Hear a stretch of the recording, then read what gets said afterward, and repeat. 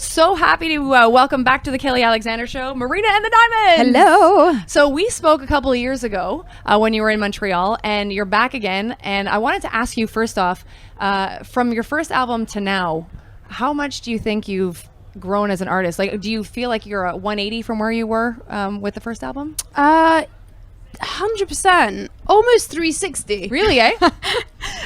Yeah, I feel like sorry, my sunglasses just fell off. I feel like I've definitely figured a lot of things out. I feel very comfortable now, and I feel like artistry wise as well, I feel much more fully realized. Now, do you feel, because we talked about this a little bit when we talked a couple of years ago about your background and being from Wales, do you find that still plays a part in when you write your music, like just where you're from? Because I know you travel so much, you're probably not even home very much. No. Not Wales per se, but the Greek side, I think, because my dad played a lot of Greek music when I was growing up, it's really rich melodically, so I'm sure that would have had some kind of effect on me. Okay. Who are you listening to now, like, when you're just listening to stuff? Who makes you happy? I like Broods. Okay. I like a band called Wolf Alice. A girl called Emily Nicholas. I think she's a Swedish artist. Who else do I like? Yeah, that's about it at the moment. That's who you're listening to? Do you have a favorite song that you perform that you know you're going to perform it till the day you die and you're fine with it? Ooh, interesting question. Happy, probably? Nice. Yeah, I would be happy playing that till the day I die. That's very good. Now, talk to us about the album. Where did the inspiration come from this time around? Like, is it thematic, or is it like just sort of a collection of different there are songs? lots of different themes. Yeah, I think it's more just a way to... I'd see albums as just a way to document chapters of your life. So that's definitely how I see Fruit. I mean, there are really kind of specific themes on there, but there are probably too many to sum up in one sentence. Now, if someone is to go to Wikipedia and read a description of you, it says that you are a singer-songwriter. Do you like that title, or how would you describe it? You're good with that? Yeah, Okay. I guess I am as well. Because I don't really identify with the, like, pop star thing.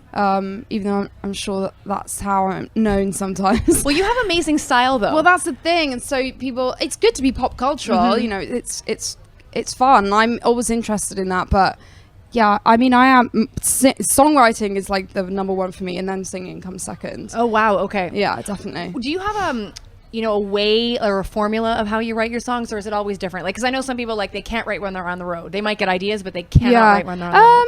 I collect lyrics for quite a long time, actually, like 6 months maybe. Okay. But I write on the road as well, so it doesn't really have any bearing on me. Now, talk to us about being on the road, because I've looked at your tour schedule. It's crazy. You're all over the place. You've been doing a bunch of festivals. You're here in Montreal doing Oshaga. What is it about music festivals that you like? Because obviously you keep doing them. Many things. I don't know, there's just a different atmosphere and different energy to doing your own gigs in venues. So in venues it's like much more concentrated and also much more controlled in a good way, because you have your set design, and your concept. But with festivals it's much more carefree, and I don't know, I enjoy being around other bands, to be honest. That's awesome.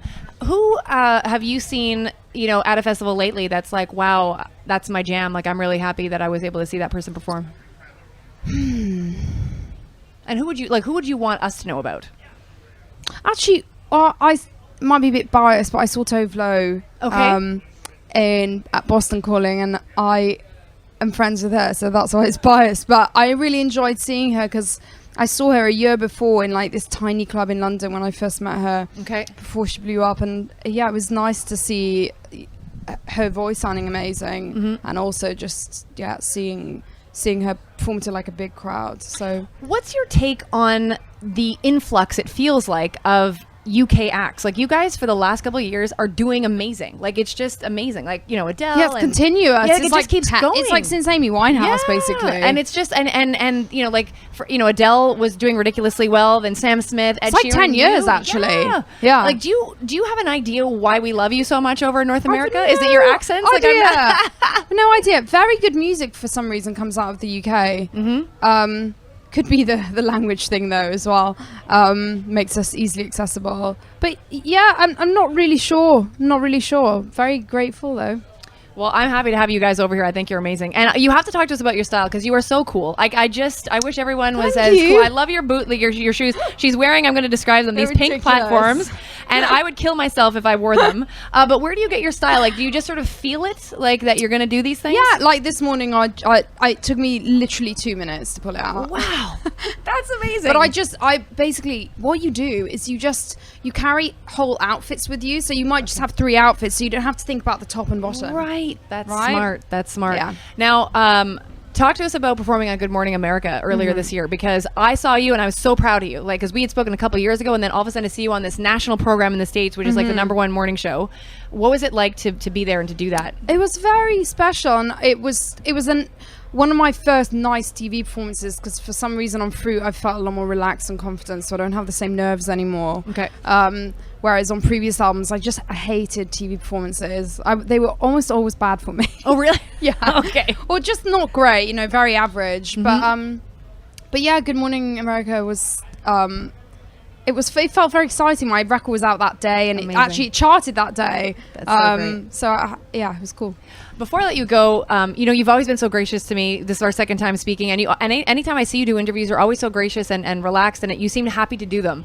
And I find a lot of artists these days don't want to do interviews. What is it about you that enjoys talking to people like me? Actually, it's because I don't do a lot. So Okay. when I do it, I'm not like frazzled and burned down, can't be asked to speak to anyone anymore. Because Okay. I do actually, from a human level, I like talking to people. Okay. So yeah, I think you just pick and choose what you want to do, and you just say no to stuff you don't want to do. Well, I hope you'll always talk to me. I hope so. Yes. Fantastic. Marina, thank you so much Thank for your you. time. It's a pleasure. That is Marina and the Diamonds. And again, you can check her out. She'll be in Montreal at Metropolis on November the 3rd. Hey, this is Marina and the Diamonds, and I'm hanging out on the Kelly Alexander Show.